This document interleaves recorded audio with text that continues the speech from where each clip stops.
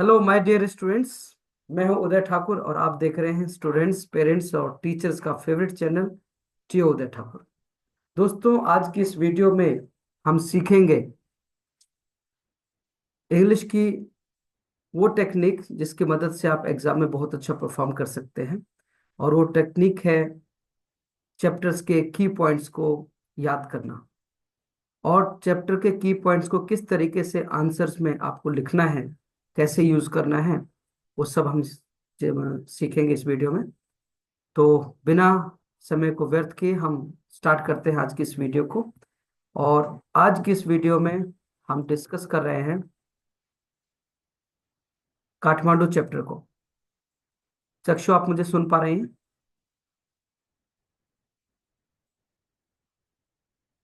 चक्षु, आप मुझे सुन पा रहे हैं क्या?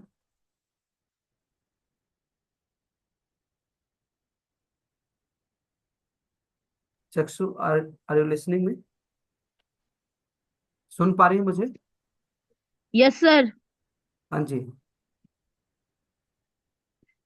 इस क्लास में हम डिस्कस करेंगे काठमांडू चैप्टर को, और काठमांडू चैप्टर के इंपॉर्टेंट की पॉइंट्स को डिस्कस करेंगे।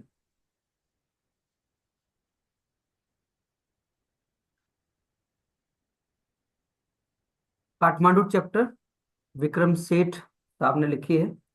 और मैं विक्रम सेठ साहब की बात करूं तो बहुत ही इंटरेस्ट रखते हैं घूमने फिरने में। और विक्रम सर जहां भी जाते हैं उस जगह के बारे में जरूर लिखते हैं, और वो जगह पर जो लिखते हैं वो एक चैप्टर में कन्वर्ट हो जाता है, और किसी न किसी क्लास के एक लेसन के रूप में वो आता है बच्चों के बीच। तो काठमांडू घूमने गए थे सर, तो वहां के बारे में लिखा है उन्होंने, देखो कैसे लिखा है। और इन की पॉइंट्स को हमें याद रखना है ताकि हम अपने आंसर में इन की पॉइंट्स को लिख सकें। सबसे पहला जो है वो पॉइंट है, the chapter Kathmandu is taken from the book Heaven Lake. Vikram sir की एक बुक है हेवन लेक, उस बुक से लिया गया है ये चैप्टर। और एक बहुत ही इंपॉर्टेंट क्वेश्चन आएगा जो हम यहाँ डिस्कस कर रहे हैं की पॉइंट के रूप में। क्वेश्चन आएगा कि what is the environment of Pashupatinath temple, या इसी को दूसरे रूप में आ सकता है कि describe the environment of Pashupatinath temple. तो आंसर में ये लिखेंगे आप, the atmosphere at Pashupatinath temple was noisy, noisy और चायोटिक। सी स्मॉल कर दीजिएगा आप, ये मिस प्रिंटिंग है। तो चायोटिक सर है, नॉइसी क्या होता है? नॉइजी भी शोर वाला, चायोटिक मतलब अफरा तफरी वाला। ठीक है। और एंड कंफ्यूजिंग, एनवायरमेंट वहां का क्या है, कंफ्यूजिंग है, लोग कंफ्यूज हो रहे हैं इधर जाएं कहाँ जाएं। उसके बाद worshippers were trying to get the priest attention. और जो वर्शिपर्स हैं, वर्शिपर कहते हैं पूजा करने वाले, भक्त जो वर्शिप करते हैं, पूजा करते हैं, वो भक्तों की बात हो रही है। तो worshippers were trying to get the priest attention. और मंदिर के बाहर क्या सीन है कि जो वर्शिपर है, पूजा करने वाले, जो पुजारी हैं मंदिर में पूजा जो करते हैं, मंदिरों में जो पुजारी होते हैं, उनका ध्यान आकर्षित करने की कोशिश कर रहे हैं भक्त लोग। और and others were pushing their way to front, और कुछ लोग ऐसे हैं जो एक दूसरे को धक्का दे रहे थे आगे जाने के लिए। A few foreigners were trying to enter the temple, और कुछ विदेशी जो हैं वो कोशिश कर रहे थे मंदिर में एंटर करने के लिए। क्यों? ये पॉइंट क्यों आया कि भाई एंटर करने के लिए कोशिश क्यों कर रहे थे? बताएंगे चक्षु? सर क्योंकि हाँ। हो सकता है कि उन्हें मंदिर में ना जाने दिया रहो, मतलब। अच्छा, अमन ज्वाइन कर चुके हैं? अमन, अमन आप सुन पा रहे हैं मुझे? हाँ सर। हाँ, तो आप बताइए जरा कि ये विदेशी लोग जो है, ये इस पे लिखा हुआ है कि a few foreigners were trying to enter the temple, मंदिर में जाने के लिए कोशिश कर रहे थे, क्यों, क्या दिक्कत थी? पढ़ा था हमने, क्लास में पढ़ा था ये, बताएंगे? सर पिछली क्लास में मैं ज्वाइन नहीं था सर मैं। नहीं, पिछली क्लास नहीं, स्कूल में हमने क्लास के दौरान ये पॉइंट डिस्कस किया था, पता है? सर मैं आया नहीं हूँगा सर उस दिन। चलिए कोई बात नहीं, मैं बताता हूँ। असल में जो पशुपतिनाथ टेम्पल है उसमें हिंदूज की ही एंट्री सिर्फ होती है। वहां पे बोर्ड लगा हुआ है एक कि only Hindus are allowed to enter into the temple. तो हिंदुओं की ही एंट्री होती है। तो विदेशी लोग लड़ रहे थे और वो कह उनसे बहस कर रहे थे कि भाई हम भी हिंदू हैं। तो पुलिस वाले कह रहे थे कैसे हिंदू हो, प्रूव करो। तो इस तरीके से उनमें बहस हो रही थी और कोशिश कर रहे थे foreigners. Monkey were fighting and adding to the noise, और वहां पर बंदर जो थे वो लड़ रहे थे और शोर शराबे में बढ़ोतरी कर रहे थे, ऐड कर रहे थे। A corpse was being cremated on the bank of the river Bagmati, और वहां पर मंदिर के पास ही बागमती नदी है, उसके किनारे एक कॉर्प्स, कॉर्प्स कहते हैं लाश को, क्रिमेट मतलब उसको जलाना, अंतिम संस्कार करना। तो नदी के किनारे ही शमशान घाट था जहां पर एक लाश को जलाया जा रहा था। Washer women were at their work while their children were bathing. तो वॉशर वुमेन कहते हैं धोबन को, जो कपड़े धोती हैं। तो धोबन जो थी, were at their work while their children were bathing, वो अपना काम कर रही थी, धोबने अपने कपड़े धो रही थी नदी किनारे, और बच्चे उनके नहा रहे थे। तो ये कहाँ का सीन है? ये सीन कहाँ का है इतना सारा, बताएंगे? पशुपतिनाथ टेम्पल। पशुपतिनाथ टेम्पल, यानी इतने, ये जो पॉइंट हैं अगर इसको आप रट लेते हैं, याद कर लेते हैं, तो इन पॉइंट्स को आप आंसर में लिख सकते हैं और इस चैप्टर से क्वेश्चन जरूर आता है। मोस्ट इंपॉर्टेंट क्वेश्चन है इस चैप्टर का कि वो डिस्क्राइब या फिर contrast the environment of Pashupatinath temple and Boudhanath stupa, ये दो। सर हाँ। इस वाले पॉइंट से आंसर आएंगे, इस वाले पॉइंट से जो पशुनाथ हाँ टेम्पल वाला है। बिल्कुल बिल्कुल बिल्कुल आएगा इससे, या तो पशुपतिनाथ टेम्पल के ऊपर क्वेश्चन आ जाएगा या फिर दोनों में डिफरेंस आ जाएगा। तो अभी हमने पशुपतिनाथ टेम्पल की बात की थी, अब हम दूसरे पॉइंट की बात करते हैं, अगला पॉइंट। और अगला पॉइंट है बौद्धनाथ स्तूपा का। इन कॉन्ट्रास्ट, कॉन्ट्रास्ट का मतलब होता है इसके विपरीत, इसके उल्टे। एक तरफ पशुपतिनाथ टेम्पल में भीड़ भाड़ थी, बंदर लड़ रहे थे, उधर लाश जलाई जा रही थी, एक तरफ धोबी ने कपड़े धो रही थी, शोर शराबा बहुत ज्यादा था। अब उसके उल्टे बौद्धनाथ स्तूपा, ये ऐसे वर्ड लिखना सेम है, Boudhanath stupa was a haven of quietness. Haven मतलब प्लेस, क्वाइटनेस कहते हैं शांति को, शांति का बिल्कुल स्वर्ग था एक तरह से। In the busy street around, बिल्कुल शांति थी बौद्धनाथ स्तूपा में। And there was a sense of stillness and serenity around the Boudhanath stupa shrine. और बौद्धनाथ जो मठ था, श्राइन कहते हैं मठ को, जहाँ ये मॉन्क लोग रहते हैं, महात्मा लोग, ठीक है। तो वहां पे बिल्कुल शांति थी। There was neither crowd nor noise, ना तो यहाँ पे भीड़ भाड़ थी और ना तो यहाँ शोर शराबा था। Only science, only silence was observe there, सिर्फ चुप्पी थी, शांति थी वहां, ठीक है। तो ये चीज है जो आपको जाननी थी। अब मुझे बताएंगे कि दोनों में डिफरेंस क्या था, अगर आपसे पूछा जाए कि बौद्धनाथ स्तूपा में और पशुपतिनाथ टेम्पल में दोनों के एनवायरनमेंट में क्या डिफरेंस था, बताएंगे अमन या चक्षु? हाँ जी। सर पशुपतिनाथ टेम्पल में तो खाली हिंदू ही अलाउड थे। और क्या और? और वहां पर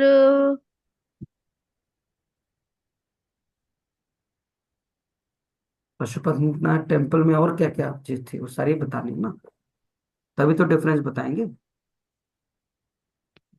और जो और क्या था, और क्या चीजें थी पशुपतिनाथ टेम्पल में? सर जो जो अमन बताए। भाई इतनी सारे पॉइंट्स है ना, देखो ना आप, नॉइजी था, चायोटिक एनवायरनमेंट था, कंफ्यूजिंग एनवायरनमेंट था, वहां पर वर्शिपर कोशिश कर रहे थे प्रीस्ट का ध्यान खींचने की तरफ, मेरा प्रसाद चढ़ाओ, मेरी माला चढ़ाओ, बता रहे थे पुजारियों को, ठीक है। एक दूसरे को धक्का दे रहे थे वो, एक दूसरे को धक्का दे रहे थे वो, समझ रहे हो? तो इस तरह का यस माहौल सर। था। और क्या था पशुपतिनाथ टेम्पल में? तानी भी ज्वाइन कर चुकी है, तानी बताएंगे। तानी, तानी भी बताएंगी, तानी। पशुपतिनाथ टेम्पल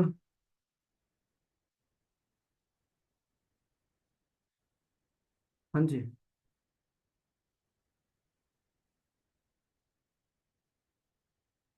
बात करते हैं पशुपतिनाथ टेम्पल की। तो तानी पढ़ा था आपने पशुपतिनाथ टेम्पल के बारे में? तो जो मंकीज है वो फाइटिंग कर रहे थे पशुपतिनाथ टेम्पल में। हाँ, यही तो लिखना है। और क्या कर रहे थे?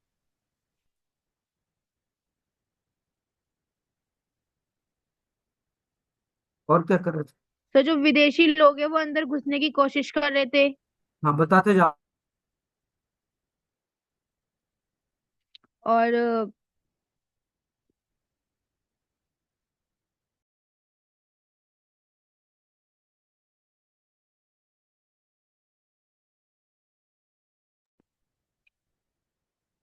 सर, धोबी घाट के पास जो महिला है वो कपड़े धो रही थी और उसके आसपास बच्चे नहा रहे थे।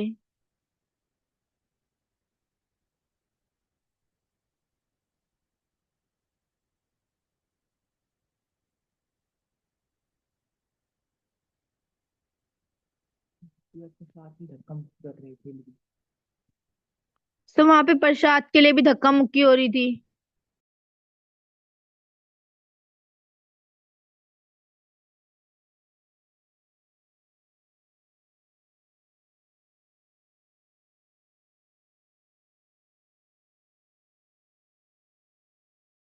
बताओ बेटा, बताओ। एक कॉल आ गई थी। अमन बताएंगे। तो दोनों में डिफरेंस क्या था? सर वहां पे हाँ। सर धोबी घाट के पास ना, वहां पे जो महिलाएं वो कपड़े धो रही थी और बच्चे नहा रहे थे। चलो, बहुत बढ़िया, बहुत बढ़िया। ठीक है। और अमन और कुछ वहां पे लाश भी जलाई जा रही थी, शमशान घाट वहां पे। और अमन, हाँ, तो ये पॉइंट्स लिखने हैं। ये पॉइंट्स लिखने हैं। अमन, अमन और कुछ बताएंगे?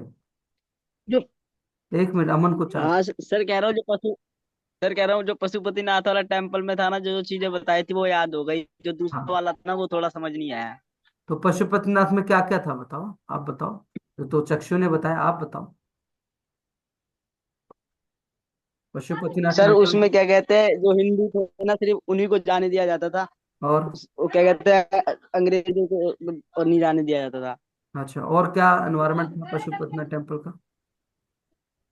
वो जा रहे थे तो पुलिस वालों ने उनको रोक दिया था। और क्या और कहते हैं, क्या? और बताओ। वहां और क्या कहते हैं, बंदर आपस में लड़ाई कर रहे थे। हाँ, तो ये सब इंग्लिश में बोलो ना, आप इंग्लिश में। आपके सामने स्क्रीन इंग्लिश पर है में बेटा, सर। उसको पढ़ के ही बोल दो। सर स्क्रीन साफ नहीं आ रही थोड़ा। स्क्रीन तो आएगी, क्लियर है, वो चक्षु तो पढ़ पा रही है। आपके फोन में दिक्कत है क्या? हाँ सर स्क्रीन खराब है, इसके ऊपर लाइनिंग में नहीं आ रही है। एक मिनट रुको सर, अब आ रहा है साहब, बता रहा हूँ। हाँ, पढ़ो। The other vendors near Pashupatinath temple were selling their articles, hmm. shouting loudly. On the other hand, the flute seller was selling the hmm. flutes in a slow, meditative, and without shouting out his wares. Good good, चलिए आगे बढ़ते हैं। आगे बढ़ते हैं। आगे देखें सब। ये देखिए, एक पॉइंट है अगला, कि साइलेंस वाला तो पढ़ ही लिया था हमने। अब एक ये बड़ा इंपॉर्टेंट पॉइंट है पशुपतिनाथ टेम्पल में, ये भी पॉइंट जोड़ सकते हैं आप, कि the other vendors near Pashupatinath. Vendors जानते हैं किसको बोलते हैं? वेंडर्स बोलते हैं फेरी वालों को, जो फेरी लगा के सामान बेचते हैं।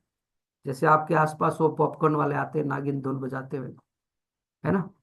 जैसे आपके आसपास वो नान खटाई वाले आते हैं भाई साहब, डायलॉग बजाते हुए, है ना? मेरठ की मशहूर नान खटाई। इसको क्या बोलते हैं? वेंडर्स। क्या बोला जाता है? वेंडर्स। सर वहां पे ना एक पशुपतिनाथ टेम्पल में एक बांसुरी वाला भी था जो बांसुरी बेच रहा हाँ, था। बिल्कुल। तो वो ये, बांसुरी बजाता रहता, उसे कोई मतलब नहीं था कि कोई हाँ, ये खरीद रहा है वही नहीं पॉइंट, खरीद ऊपर रहा। म्यूट कर लो बेटा। वही पॉइंट डिस्कस करने हैं। The other vendors near Pashupatinath temple were selling their articles shouting loudly. जोर जोर से चिल्ला के बेच रहे थे अपनी चीजों को। On the other hand the flute seller, वहां पे एक बांसुरी वाला भी था, वो was selling the flutes in a slow meditative. ये लाइन लिखना है। एक क्वेश्चन आता है शॉर्टकट में बांसुरी फ्लूट सेलर के ऊपर, तो ये लाइन लिखनी है उस आंसर में। On the other hand the flute seller was selling the flutes in a slow meditative. Meditative का मतलब होता है बिल्कुल ध्यान में खो जाना। Meditative and without shouting out his wares. वो सिर्फ बांसुरी बजा के खो गया था वो, और वो दूसरों की तरह चिल्ला नहीं रहा था बांसुरी वाला। ठीक है, क्वेश्चन आता है कि Y was the fruit seller different from other vendors. बांसुरी बेचने वाला दूसरे वेंडर से कैसे डिफरेंट था? तो बताएंगे अमन, कैसे डिफरेंट था? मैं बताऊं सर? हाँ। तो जो दूसरे बांसुरी वाले होते हैं, वो इतने खो के बांसुरी नहीं बजाते। उन्हें मतलब होता है कि उनकी बांसुरी बस किसी तरह बिक जाए और उनके पास पैसे आ जाए। हाँ। लेकिन जो ये था, ये अपनी धुन में खो के बांसुरी बजा रहा था। इसे कोई मतलब नहीं था कि कोई खरीद रहा है नहीं खरीद रहा। ये बस अपनी जो बांसुरी की धुन है उसमें मगन था ये। ठीक है। अमन आप बताओ। मैंने क्वेश्चन कुछ और पूछा है, चक्षु जवाब कुछ और दिया। मैंने क्वेश्चन पूछा है कि जो बांसुरी वाला था, बांसुरी बेचने वाला, वो दूसरे वेंडर, दूसरे जो चीजें बेच रहे थे उन सब से अलग कैसे था? अमन बताएंगे?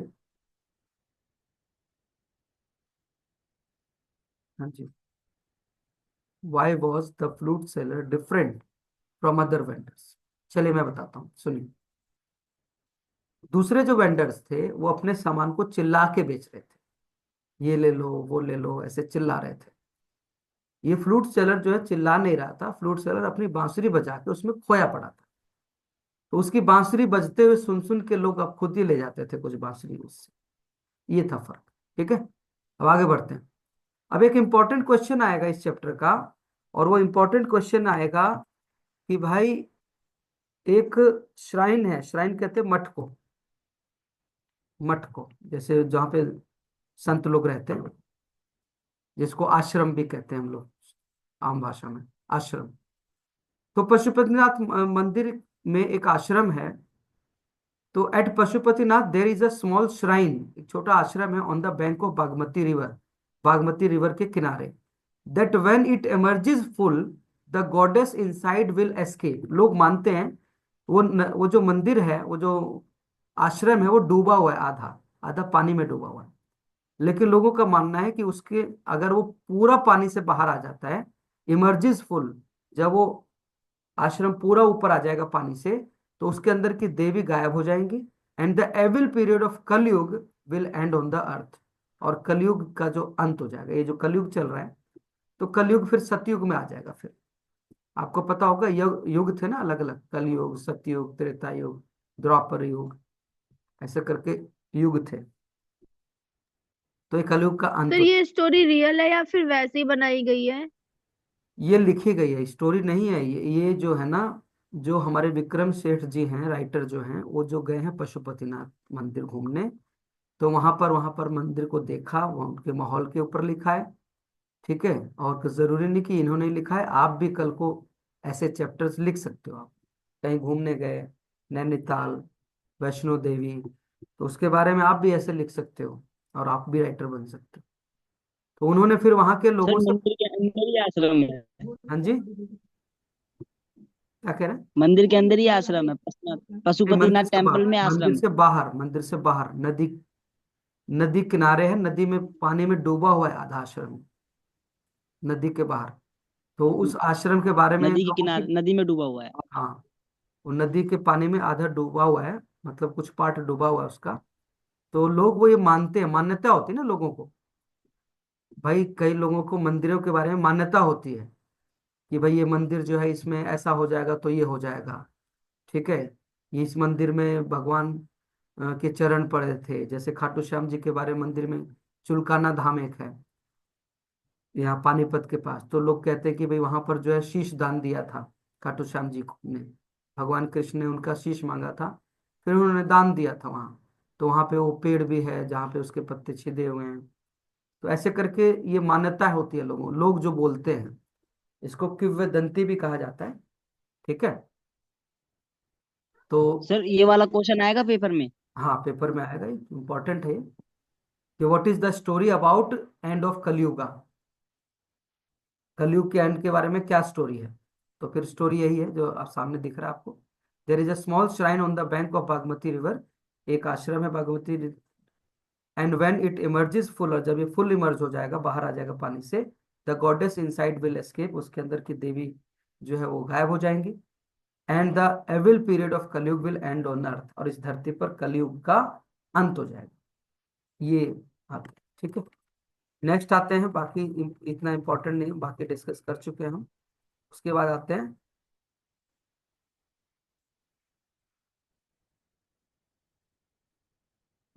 हैं लास्ट में,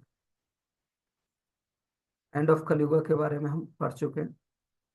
इस तरह से भी लिख सकते हैं, ये देखो ये थोड़ा सा ज्यादा बेटर है ये वाला। What is the belief of the people, ये ऐसे क्वेश्चन आएगा कलयुग वाले पर। What is the belief of the people at Pashupatinath about the end of the कलयुग, या कलयुगा ऐसे लिखा है। तो ये कंप्लीट आंसर है, ये आंसर आप कर ले तो ज्यादा बेटर है। The narrator states there is a small shrine at that comes out from the stone platform. Narrator जो है बताते हैं कि एक छोटा सा आश्रम है, that comes out from the stone of platform, एक पत्थर का प्लेटफॉर्म बना है उस पे। It is partly submerged in water, कुछ पार्ट जो है पानी में डूबा हुआ है। People believe that when the temple emerges fully from the water the goddess will escape. लोगों का विश्वास है कि जब ये पूरी तरह से मंदिर ऊपर आ जाएगा, ये जो श्राइन ऊपर आ जाएगा, then the evil period of Kalyug, ये जो बुरा पीरियड चल रहा है, कलयुग का समय चला जा रहा है। आपको पता होना चाहिए कि द्वापर युग, त्रेता युग, ऐसे करके सतयुग, सतयुग में लोग सब सच बोलते थे। उस समय लोग अपने घरों में ताला नहीं लगाते थे। अमन, पढ़ाई में ध्यान दो बेटे, शरारत मत करो, ठीक है। तो उस समय क्या करते थे लोग, कहते हैं सतयुग में कि लोग अपने घरों में ताला नहीं लगाते थे। किसी का भी कोई भी कीमती से कीमती सामान पड़ा रहता था, कोई हाथ भी नहीं लगाता था उस युग में। लेकिन ये कलयुग है, इसमें तो कोई चीज पड़ी हुई तो छोड़ो, लोग तो घुस घुस के चुरा लेते हैं, घरों में ताले तोड़ के चुरा ले रहे हैं। तो ये जो समय है इसको बोलते हैं कलयुग, मतलब सबसे बुरे युग में माना जाता है। ये जिस युग में हम जी रहे हैं इसको कलयुग कहा जाता है। वैसे कलयुग का मतलब होता है अ, मशीनों का युग, कलयुग। आज कलयुग इसको इसलिए कहा जाता है क्योंकि ये मशीनों का युग है। आज जो है ना, इंसान से ज्यादा लोग मशीनों को अहमियत देते हैं, ठीक है। आज इंसानों की कद्र कम हो गई है और मशीनों की कद्र ज्यादा हो गई है, ठीक है। आज लोग रोबोट बनाने के पीछे पड़े हुए हैं। चलते फिरते इंसान जो है उनकी कीमत नहीं है, लेकिन रोबोट के पीछे पड़े हैं कि रोबोट बन जाए और रोबोट से हर काम हो, ठीक है। तो इसलिए इसको कलयुग कहा जाता है। और कलयुग का जो युग है वो बहुत बुरा युग माना जाता है, क्योंकि इसमें बेईमानी, चोरी, झूठ झूठ देना, सब उल्टे पुल्टे काम जो होते हैं इस युग में ही होते हैं। तो ये जो बताया गया है कि पशुपतिनाथ के बाहर जो ये आश्रम है वो आधा जब डूबा हुआ है, जब पानी से बाहर आ जाएगा तो उसमें से देवी गायब हो जाएंगी, और ये जो कलयुग चल रहा है इस दुनिया में वो खत्म हो जाएगा, और फिर से सतयुग आ जाएगा। ये मान्यता है वहां के लोगों की। सच है या झूठ है ये कंफर्म नहीं है, पर वहां के लोग मानते हैं, ठीक है। उसके बाद देखो, एक बौद्धनाथ स्तूपा के बारे में भी लिख सकते हैं आप, ये क्वेश्चन बड़ा अच्छा है कि डिस्क्राइब द बौद्धनाथ स्तूपा, बौद्धनाथ स्तूपा के बारे में बताना है। तो बौद्धनाथ श्राइन जो है काठमांडू में presents a scene of calmness, बिल्कुल शांति का माहौल है यहाँ। It has a very big white dome, यहाँ पर बहुत बड़ा व्हाइट डोम है। अपने चैप्टर में देखना आप, आपकी बुक में ये चित्र बना हुआ है। व्हाइट डोम क्या होता है? डोम किसी, जैसे मस्जिद के ऊपर गोल सा पार्ट होता है ऊपर, उसको डोम बोला जाता है, ठीक है। तो एक डोम बना हुआ है व्हाइट कलर का, it is ringed by a road, और वो जो गोल सा ऊपर पार्ट बना हुआ उसके किनारे किनारे जो है ना वो रोड बनी हुई है ऊपर ही। तो there are shops on its outer edge, और ये जो रिंग बना हुआ है रोड का, उस पर किनारे किनारे दुकानें हैं। This shop sell felt bags, और ये दुकानें जो है फेल्ट बैग्स बेच रही हैं। आपने देखा होगा जो बाहर से टूरिस्ट आते हैं तो उनके कमर पे एक छोटा सा बैग बंधा होता है, उसको फेल्ट बैग बोला जाता है, पैसे वैसे चेंज रखने के लिए। Tibetan prints and the silver jewellery, और वहां पर तिब्बतन प्रिंट्स बिक रहे हैं और सिल्वर की ज्वेलरी बिक रही है। तो ये क्वेश्चन बड़ा इंपॉर्टेंट है, इसको आप कर लेना। उसके बाद फ्लूट सेलर हम डिस्कस कर चुके हैं, देखिए क्वेश्चन आया है, how according to the author was the flute seller different from other hawkers. Flute seller जो है, फ्लूट सेलर कैसे डिफरेंट था। उसके बाद एक ऐसे भी क्वेश्चन आ सकता है, describe the flute seller, flute seller के बारे में बताओ। फिर एक क्वेश्चन आएगा, how did the narrator see the bank of the holy river Bagmati. Bagmati river कैसे, क्या देखा वहां पर? What is the narrator to stay about the sound of the bansuri, बांसुरी के बारे में नरेटर क्या कहते हैं, ये है। अच्छा, ये क्वेश्चन कंबाइंड आएगा जो हम अब डिस्कस कर चुके हैं ऊपर, कि how does the narrator describe the vivid atmosphere of Kathmandu, Kathmandu के एटमॉस्फेयर के बारे में। विविड मतलब विभिन्न, अलग अलग एटमॉस्फेयर है काठमांडू में, एक जगह शोर है, एक जगह शांति है। तो कैसे बताते हैं? तो इसमें दोनों मंदिरों का डिटेल देना है, जैसे इसमें आप पढ़ लेना। आप पहले पशुपतिनाथ का पूरा बता देना है, उसके बाद फिर बुधनाथ सुपा का बता देना है, और फिर आपको बता देना है कि दोनों में डिफरेंस बहुत बड़ा है। तो इस तरीके से ये पूरा चैप्टर जो है वो वाइंड अप हो जाता है, और पूरे चैप्टर के इंपॉर्टेंट क्वेश्चन हम डिस्कस कर चुके हैं। और अभी कुछ इंपॉर्टेंट वर्क है मुझे, तो अभी कुछ क्लासेस जो होंगी वो इवनिंग में रखेंगे हम 7 बजे के बाद। 7 बजे के बाद सर हम, हाँ। और डायरी एंट्री कब बताओगे? डायरी एंट्री 7 बजे के बाद की क्लास में बेटा, अभी एक्चुअली पीडीएफ बनानी है मुझे उसकी अभी। शाम को 7 बजे? हाँ, डायरी एंट्री मुझे अभी लेना था इस क्लास में, लेकिन हुआ क्या, अभी मुझे टाइम मिल नहीं पा रहा, अभी मुझे जाना है किसी काम से पालम। तो डायरी सर 80 नंबर का, सर 80 नंबर का पेपर है तो उसमें कितने वाले पास हो जाएंगे? कितने नंबर लाने पड़ेंगे? 27, 27 चाहिए मिनिमम पास होने के। 27? हाँ, क्या आप क्या कैमरे पे आ सर? जाए सर, कैमरे पे आ जाए। हाँ, 1 मिनट सर। कैमरा ऑन कर लो, चक्षु आप भी। हाँ जी, कह सर। चक्षु चक्षु भी कर लें, कैमरा ऑन कर लें। हाँ जी, देखो बेटा कितने बढ़िया टेक्नोलॉजी है ना, thank you, thank you zoom. ठीक है, सभी साइंटिस्ट का थैंक यू कि उन्होंने सर 100 में से कितने मार्क्स वाला पास है? 100 में नहीं, आप 80 में आए, 80 में 27 वाला पास है, और अगर 100 की बात करें हम तो उसमें से 33 वाला पास होता है। और अभी क्राइटेरिया आ चुका है, कैसे पास होंगे 9th के स्टूडेंट, उनका क्राइटेरिया मैं पढ़ के बता दूंगा आपको। तो यूट्यूब से जो हिंदी का पेपर हुआ था ना सर। हाँ हेलो। हाँ जी, सर हिंदी का पेपर हुआ था ना, तो उसमें हाँ जो पत्र आए थे ना, हाँ, यूट्यूब से निकाल के मैं याद करके गया था, तो वो सारे सही आए थे। तो उसी में से इंग्लिश के भी निकाले, वो भी याद कर लूं, क्या पता उसमें भी वही है। कर लो, जो मैं बता रहा हूँ उसमें से बहुत से आएंगे, जो जो मैं क्लास में ले रहा हूँ उनमें से बहुत सारे आने हैं। ठीक है, और अभी शाम की क्लास तो और भी ज्यादा इंपॉर्टेंट होगी, ये जो बच्चे नहीं ज्वाइन कर रहे बहुत कुछ मिस। उसमें से दोनों याद कर लूं। हाँ, ये जो जो डायरी मैं, एंट्री देखी थी सर। हाँ अभी डायरी एंट्री सारी चीजें मैं बताऊंगा, अभी 2 दिन कुछ नहीं कर रहा मैं, 2 दिन सिर्फ 9th F और 9th H के नाम है मेरा। ठीक है, तो 2 दिन पूरा एक एक चीज इंपॉर्टेंट बता के और आपको तैयारी करानी है मुझे। ठीक है, तो जो जो सर स्टूडेंट जो आप आएंगे, बताओ।